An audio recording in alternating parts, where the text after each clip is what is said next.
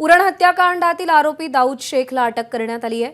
उरण हत्याकांड प्रकरणी ही मोठी माहिती समोर आली आहे। 25 जुलैच्या सीसीटीव्ही फुटेजमध्ये आरोपी दाऊद शेख या तरुणीचा पाठलाग करत होता।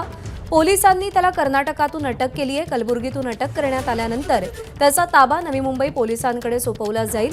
त्याची सखोल चौकशी केली जाईल। या प्रकरणाची टाइमलाईन तपासली जाईल अशी माहिती काही वेळापूर्वी अतिरिक्त पोलीस आयुक्तांनी माध्यमांशी बोलताना दिलेली आहे। दरम्यान या संदर्भात क्राइम डीसीपी अमित काळेंशी बातचीत केली आहे विनायक पाटील यांनी। उरणमध्ये मुलीची हत्या झाली होती आणि आपल्याबरोबर डीसीपी या ठिकाणी अमित काळे सर आहेत। सर, तुम्ही आरोपीला कर्नाटकमधून पकडलेला आहे, कशा पद्धतीने हा आरोपी तुमच्या ताब्यात आलेला? आमचं टेक्निकल अनालिसिस सुरू होतं, प्लस आमचे सोर्सेस, कारण पोलीस आयुक्त मिलिंद भारांबे सरांच्या कालच त्यांनी रिव्ह्यू घेतला पूर्ण एकंदरीत डिटेक्शनचा। तर त्याच्यामध्ये त्यांनी जे इन्स्ट्रक्शन्स दिल्या होत्या त्याप्रमाणे आम्ही बरीचशी पथकं तयार केली होती। ज्या दिवशी आम्हाला इन्सिडेंट रिपोर्ट झाला तेव्हापासनं तर पोलीस स्टेशनची आणि क्राईम ब्रांचची पथकं ही कर्नाटक राज्यामध्ये पण तैनात होती। सेम टाईम त्यांचं काम इथे पण सुरू होतं। इन्फॉर्मेशन जे इन्फॉर्मंट आहेत त्यांची इन्फॉर्मेशन आणि काही टेक्निकल ॲनालिसिस यांनी आमची काही डॉट्स जोडले आम्ही, आणि त्यानुसार आरोपी लोकेट करून त्याला आम्ही शहापूरमधनं एका पहाडी एरियामधनं, म्हणजे थोडा हिली एरिया, तिथनं त्याला आम्ही ताब्यात घेतलं। सर, मैताचं आणि ह्या शेखचं काय कनेक्शन होतं का पहिल्यापासून?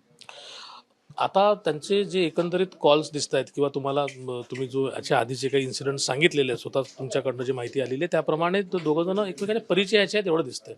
त्यांचे काही प्रेमाचे वगैरे संबंध होते सर? तसं काही सांगता येणार नाही आतापर्यंत। सर, त्यांनी ज्या पद्धतीने क्रूरतेने मारलेलं आहे, काय कारण आहे याच्या मागे? तो मोटिव्ह पण अजून यासाठी बोलू शकत नाही, कारण आरोपी ट्रान्झिटमध्ये आहे। त्याला टीम आमची घेऊन निघालेली आहे। जेव्हा तो येईल, डिटेल इंट्रोगेशन होईल, त्यानंतरच आम्हाला त्याचं फायनल कन्क्लुजन सांगता येईल। सर, मुलीला किडनॅप करून मारलं की कुठे बोलून मारलं होतं? अजून तरी ते बोलवलं किंवा त्यांच्या दोघांचं बोलणं झालं, त्यानंतरच ते भेटले आणि त्यानंतर इन्सिडेंट घडला असंच दिसतंय। सर, याआधी त्याच्यावरती संबंधित त्याच्या मुलीने आहे ते पॉक्सोची केस दाखल केली होती, त्याचा कुठेतरी राग होता म्हणून ही हत्या केली? नाही सांगता नाही येणार तसं, कारण आरोपीच्या इंट्रोगेशन नंतरच बोलता येईल। सर, या प्रकारामध्ये आता पण एकच आरोपी आहे की अजून कोण आहे? सध्या तरी एकच आरोपी आहे, दाऊद बसुद्दीन शेख म्हणून आहे। त्याच्या व्यतिरिक्त अजून कोणी आहे का हे नंतर त्याच्या इंट्रोगेशन नंतर कळेल। नक्कीच आपण पाहतो की या ठिकाणी सध्या तरी या केसमध्ये एकच आरोपी असून अजून कोणी त्याला मदत केली का याचा तपास सुरू आहे। एबीपी माझा, उघडा डोळे बघा नीट।